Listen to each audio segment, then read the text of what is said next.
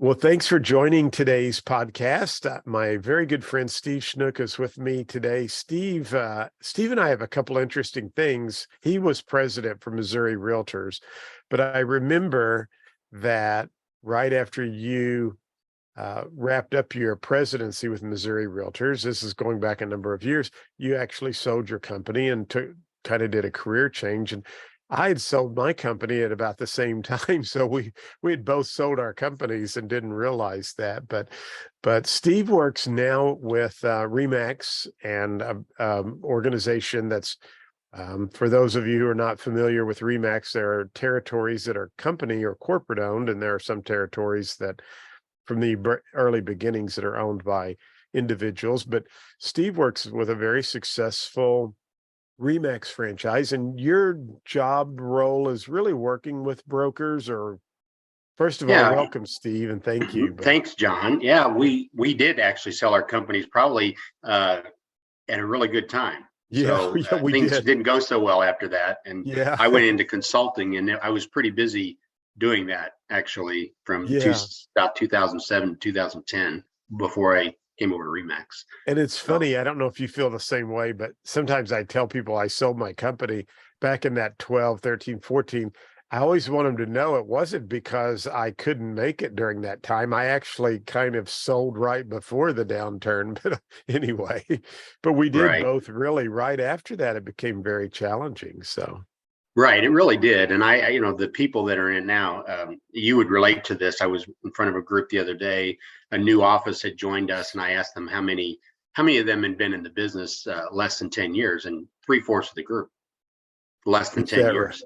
Is that And so right? they're about ready to get a lesson that you and I have already been through. But and that's really what it is normalcy, a normal market, which is what Hmm. we're heading for, I think, or what we're in. And you might get humor out of this too when you ask them what's a balanced market as far as days on market. And the old answer was 6 months. But if you tell somebody that now that's in the business, that's forever.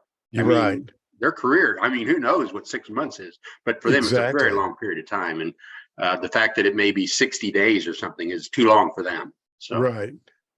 Yeah, exactly. I have a house listed now because I'm still in the business, and I know my sellers wondering, well, why didn't it sell? Because they're still thinking in their minds, they have this mindset that everything sells in 1 week. And I've tried to explain to them it's a totally different market now than what it right. was.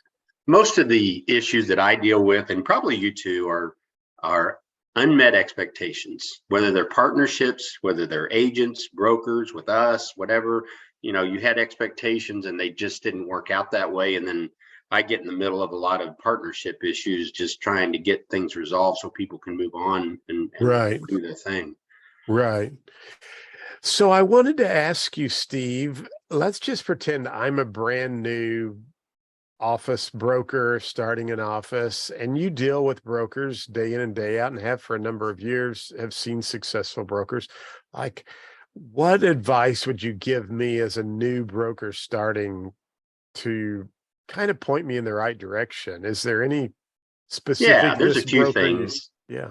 Yeah, there's a few things that I think are apply across the board. And number one, age has very little to do with much of anything that we do. There was some new agents in this last group that I was with, and they're a little intimidated because they're so young. And I said, nobody's going to ask you how old you are. It's one of those things that I remember going into the business back in the 80s, and in my early 20s, had that thought too. But I also remember nobody asked me that. Nobody asked me that Right. question. Do I have enough experience? It's really just how you carry yourself and what kind of conversation you have with your clients and customers. Do you know what you're talking about? If you can Right. carry yourself well, they'll never ask you that question. But other than that, it's if somebody's going to go into the brokerage side of the business, I'm a believer. A fellow wrote an article not long ago, and I think he was actually talking about a particular brand, but he was talking about the fact that the industry hasn't done itself any favors by going after mass numbers of agents. And I agree with that 100%. It just seems like the industry has been watered down so much. And you ask the questions about new brokers, go after the right people. Go after good people that are going to be successful in the business and long term. Because if you don't, you're constantly turning that agent pool over and over. You're training because you got new people coming in all the time. Try to create some sort of a magnet that they see what you offer, and just like the kind of programs you offer, John, if they can set those up and be consistent, and they see consistency there, they'll stay with the broker. They'll stay with them forever. I mean, I had Exactly. agents with me, stayed, never left. So understanding that, and one of the things we teach in our momentum series that we have is a 3-level program. You've got to have a plan. You got to know your value as a broker and as a franchisee, if you have one. And then you've got to recruit. Recruiting is the key to having a successful business. Unless you're just a one man or one woman shop and you're doing your own thing, those agents are your lifeblood, and they're the ones that are going to allow you to maybe get to a point where you can run a business where you can walk away from time to time and it not just shut down because you're not there.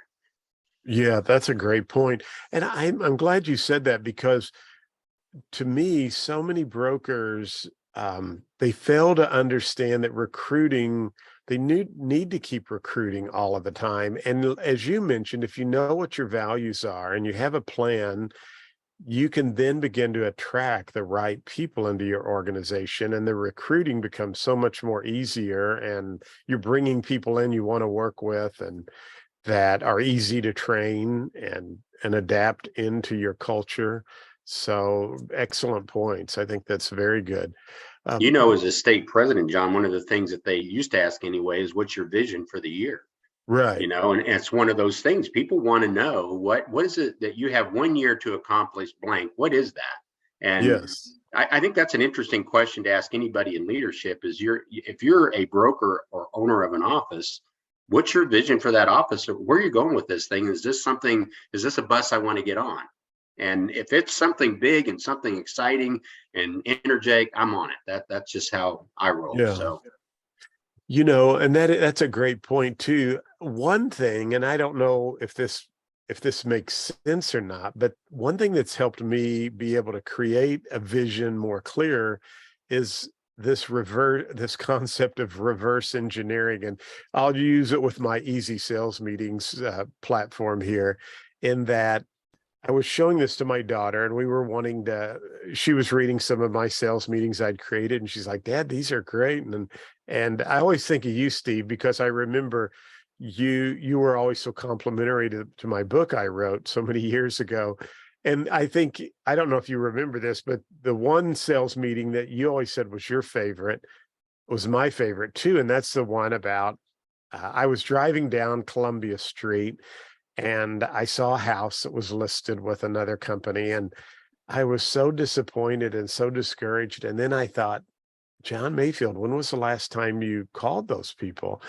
And so I did this little sales meeting, and I know you had done this, if you remember it or not, but where you take a wastebasket and you have everybody write down on I've strips used of that paper. so many Yeah. times over the years. Yeah.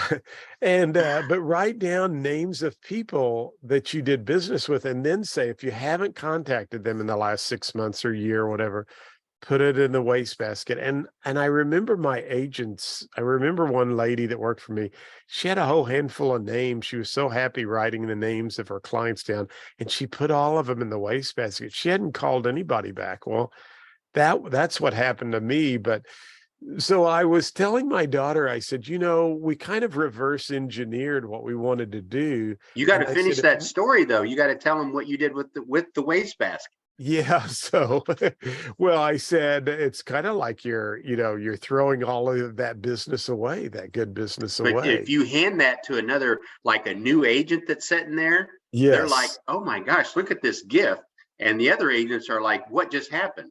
that's And right. it's Yeah. just a great analogy of what happens.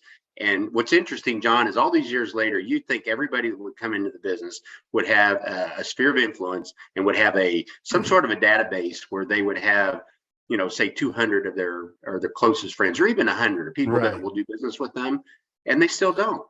There's still so many people that don't do that in this business that it's amazing to me. I know. Yeah, and Steve, I didn't realize, I don't think I took it that far, but that's what I like about when you come up with sales meetings, that you can take it and tweak it and make it your own. But really, I hadn't thought about that. It's that It's competitive actually like you're edge that giving it to other people. Yeah, absolutely. that's When they right. see you hand that to somebody else that did nothing for it, or maybe they did, maybe Yeah, they started their own CRM and contacted people. Well, all of a sudden they're contacting your people. yeah. And, in a small company, that can be a real painful discussion daily if somebody else in the office is contacting people that you've done business Right. with. Yeah, I was listening to a podcast yesterday, and the gentleman was talking about, and it was more of a business to business selling, but he was talking about, somebody asked the question, how can I get off to a good 2023? And he talked about low hanging fruit, and he really talked about going back through your database and following up with people. He said following up with people that you know, and asking them about people that they may know. In other words, you're calling your past clients to say, hey, do you know anybody who might be in the market for our product? And so, yeah, so great And point. brokers But do the same thing with their agents. It's like if yeah, you know another agent in the market, have them get in touch with me. We exactly. don't do that very well, but they should. It's a great way. A referral like that from another agent is the best one you can get. It really is. But I love your vision concept. And I was saying about this reverse engineering, that when I kind of said, okay, if we could get this many people to into our program, here's the potential revenue stream we could have. And all of a sudden, and it was a very low number. And all of a sudden we were like, we could see it happening. And we had this vision of where we wanted to go and what could happen. And I think that's the same way with brokers.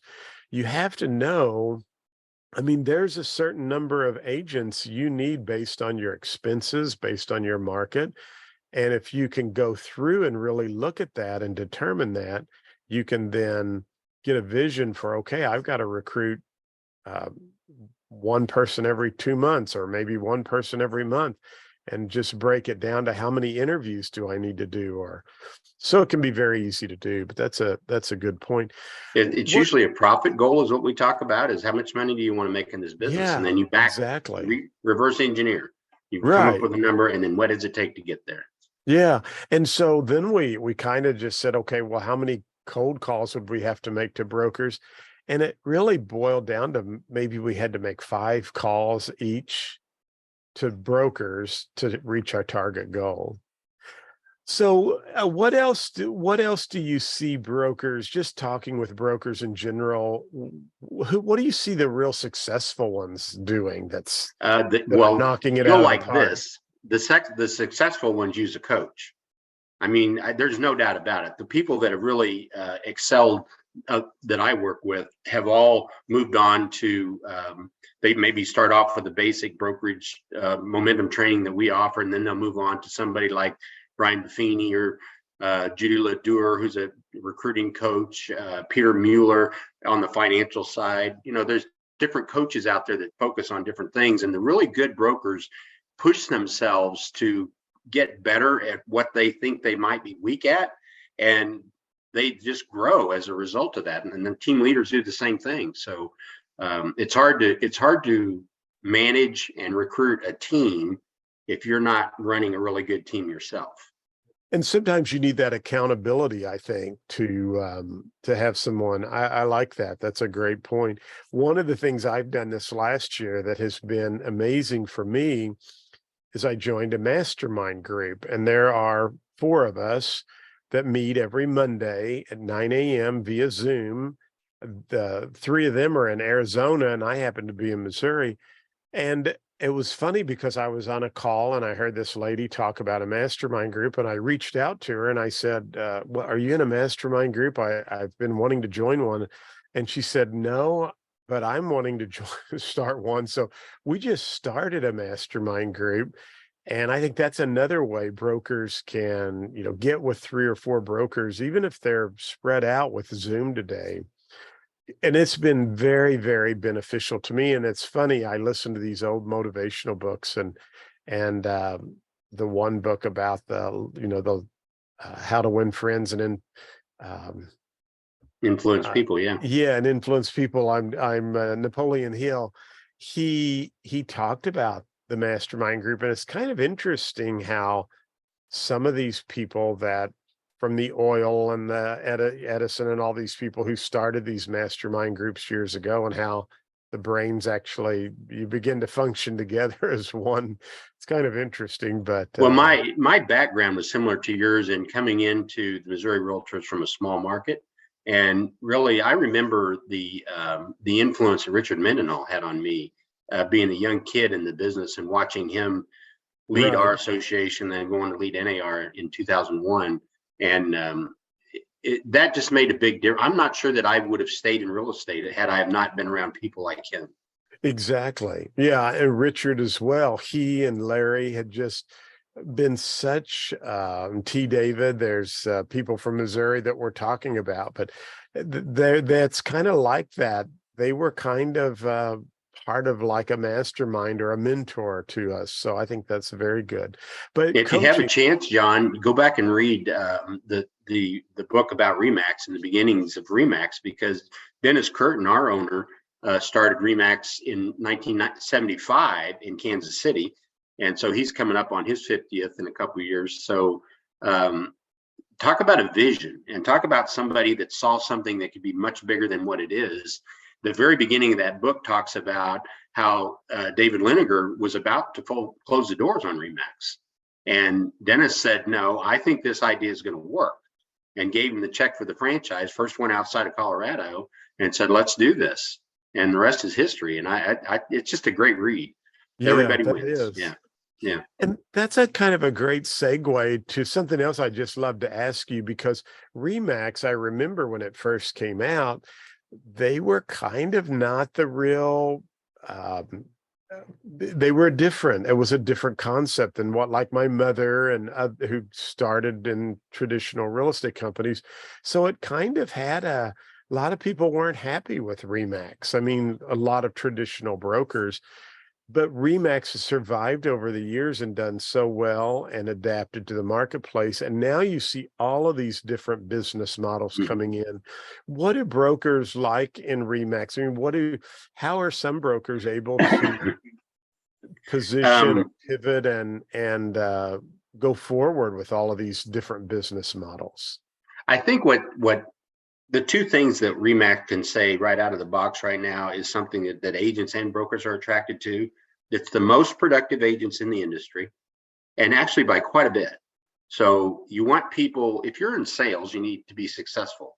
So having the most productive agents, and then the last one that came out last year was most trustworthy. That's a big one and two to attract somebody to a brand. And then when you look at the brand itself, and then you realize it's in the top 10 of brands in the world, that's a big deal, that when you walk into a room that somebody knows what that is. Yeah, that is huge, a huge benefit. And I think you've been able at Remax to create this culture that that your brokers are able to just keep forging through, because I think at the end of the day, and I'm sure you would agree, and if you don't, I totally get it, but at the end of the day, agents really stay with that agency because they like the broker, they like the leadership there, they like the culture, and just they like the business model and how things are being The utilized. broker is the person driving the bus and makes all the difference. We can't succeed without a good broker. There's just, if we have an office that fails, you can just look at the broker and figure it out pretty fast. And I'm sure those brokers who are succeeding, they're utilizing the services that you have at Remax and putting those to use. Absolutely. And creating their own and reaching out to people like you. I mean, the good ones just do that on a daily basis. Yeah, very interesting. Anything else you want to just add on brokerage management or running an office that you would highlight to everyone? Nobody's got all the answers, John. And I think you just have to stay in a state of curiosity to be good in this business, to just always realize that you don't know everything. You don't have all the answers. That, if you keep an open mind, that you're going to run into somebody like you and have a conversation that's going to raise your awareness, then that's a good conversation. And you look for Yeah. people like you. Like, who's one of the things I ask our brokers are, the 5 people that are closest to you are a reflection of who you are. So who are those 5 people, and are those the right 5 people to be in your circle?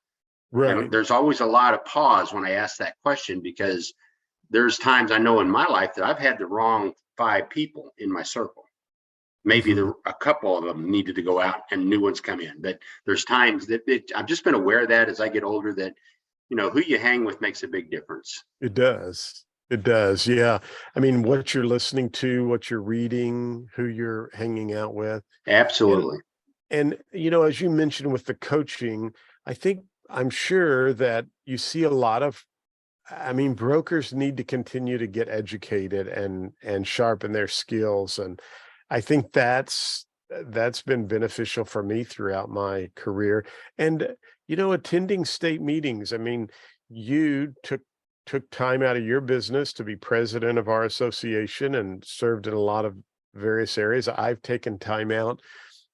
And sometimes I will hear people say, "Oh gosh, I don't have time to get involved." But to me, you, I mean, you, you have to get involved, because that's where you You make the do. connections. And We drove to Jefferson City from Kansas City Friday night to their 30th anniversary for Larry Keating.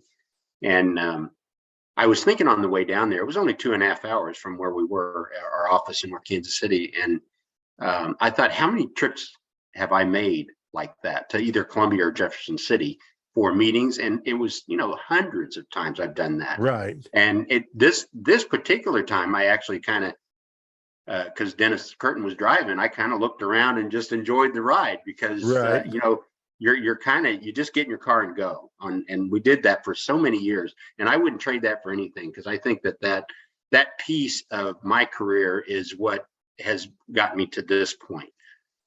Yeah, that's great. Well, I appreciate your time, Steve, and thank you for sharing your knowledge and wisdom with our folks. And we'll have Steve's contact information down below. And always a pleasure to talk to you and to learn from you as well. So thank you, Steve. Ditto, John. Always a pleasure. All right. Thank you.